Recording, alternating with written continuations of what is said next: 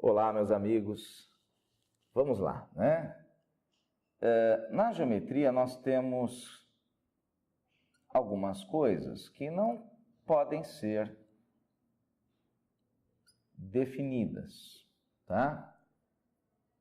Não é possível defini-las. Ponto, reta, plano, tá?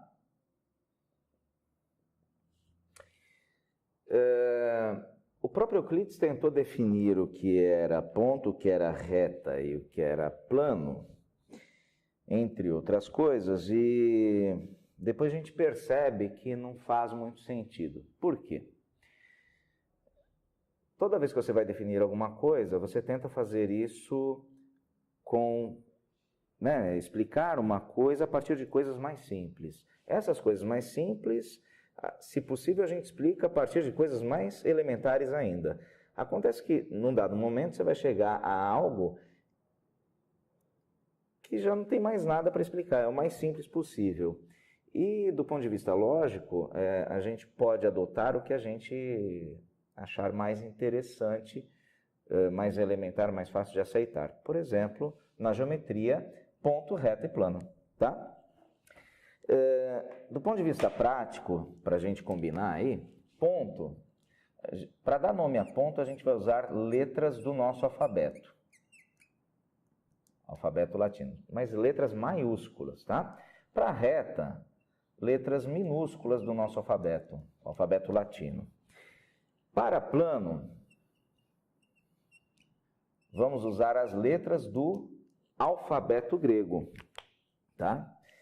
Então, como é que a gente representa essas coisas, né? Vou tentar aí fazer um desenho para você.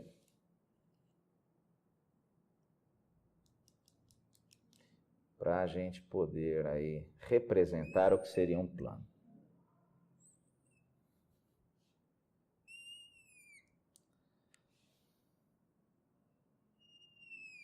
Tem um truque para a gente enganar o cérebro, que é fazer essa borda aqui,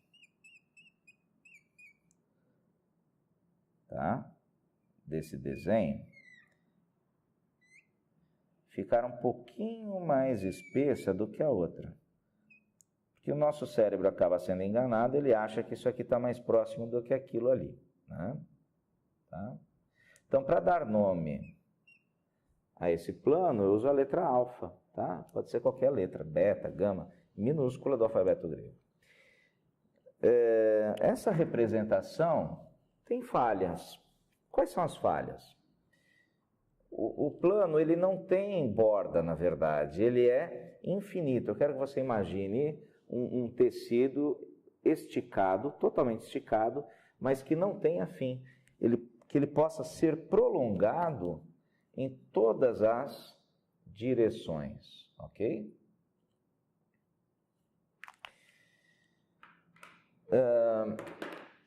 Em um plano, há infinitos pontos. Agora eu vou desenhar aqui uma reta nesse plano. Vou chamar de R para lembrar que é uma reta. Numa reta, há infinitos pontos. Fora da reta, há infinitos pontos. São coisas que eu não consigo demonstrar, tá? E veja, aqui, ponto A, ponto B. 2 pontos determinam uma reta. O que são pontos colineares? Vamos definir. Vou colocar um ponto C aqui.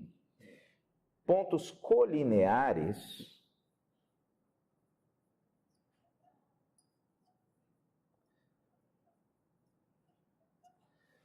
são pontos que pertencem à mesma reta. A gente não vai falar, não é costume falar 2 pontos colineares, tá certo? Porque 2 pontos determinam uma reta, então eles sempre são colineares. O que a gente vai analisar é a partir de 3 pontos se eles são colineares ou não. Por exemplo, A, B e C são 3 pontos colineares. Porém, A, B e D não são colineares, pois D não pertence à reta R, tá? Então, pontos colineares são pontos que pertencem à mesma, seria melhor falar a uma mesma reta, ok? Consertar aqui. A uma mesma reta. Tá? Importante a gente falar a noção de conjunto aqui, tá?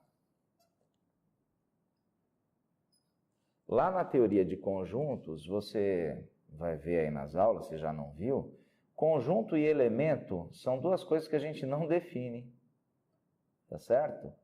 O que corrobora com aquilo, né, que eu já disse para você. Toda teoria matemática tem alguns entes primitivos, tá certo?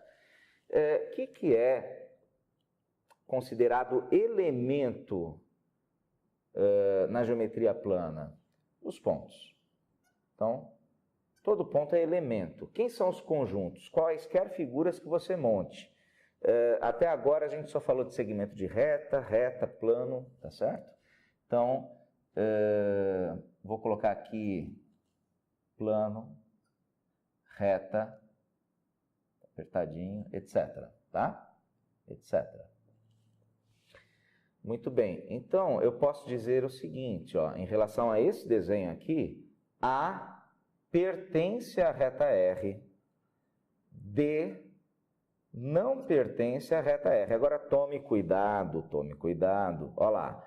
Está vendo esse plano alfa? A reta R tem todos os seus pontos como pontos desse plano alfa. Eu não vou falar que R, que é conjunto, pertence ao plano alfa, que é conjunto também. Não. A gente tem que falar o quê? Que um conjunto está contido no outro conjunto. Então, a reta R está contida no plano alfa, ok? Tá bom. Poderia até sair um pouquinho da geometria plana e fazer o seguinte, ó. Vamos tentar representar uma coisa aqui, ó.